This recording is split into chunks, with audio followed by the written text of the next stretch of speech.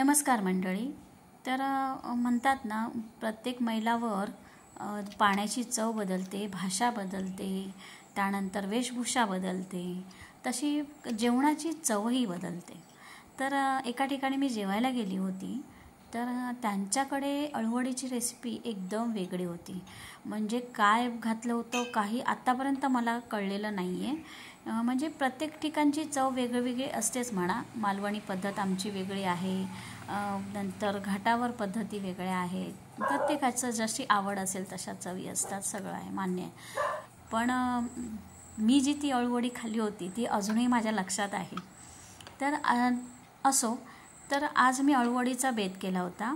तर माझ्या बागेतली अळूवडीची पानं छान धुवून घेतली स्वच्छ, त्यामधला देठ कापून घेतला, लाटणं फिरवून छान प्लेन करून घेतली। त्यानंतर बेसन, तांदळाचं पीठ, लाल तिखट, हळद, गरम मसाला, नंतर कोकमाचा आगळ आणि थोडंसं गूळ, मीठ घालून छान बेटर बनवून घेतलं आणि अशा प्रकारे हे पानांना लावून घेतलं। हे बघा, हे दोन्ही साईडने छान पसरवून घ्यायचं, म्हणजे शेवटपर्यंत व्यवस्थित लागतं आणि चवही चांगली लागते।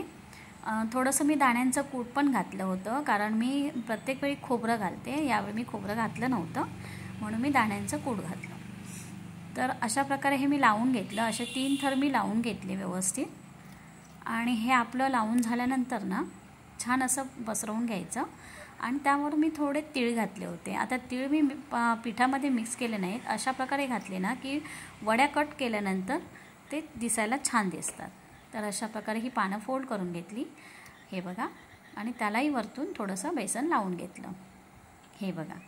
तर आता ह्याच्या आपल्याला घड्या घालायच्या आहेत, छान घड्या घालून घ्यायच्या आहेत। हा बघा, हा आपला रोल तयार झाला आहे, हा बघा, हे बघा। अशा प्रकारे मी 2 रोल बनवून घेतले आणि छान उकडायला ठेवले, हे बघा।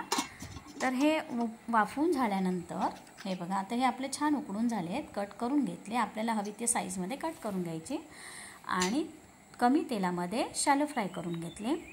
तर व्हिडिओ शेवटपर्यंत बघा, आवडल्यास लाईक, शेअर, सबस्क्राईब करायला विसरू नका। हे बघा, अशा प्रकारे मी शॅलो फ्राय केले। शॅलो फ्राय पण सुंदर लागतात जास्त तेलापेक्षा, आणि अशा वड्या तयार झाल्या। व्हिडिओ शेवटपर्यंत पाहिल्याबद्दल धन्यवाद।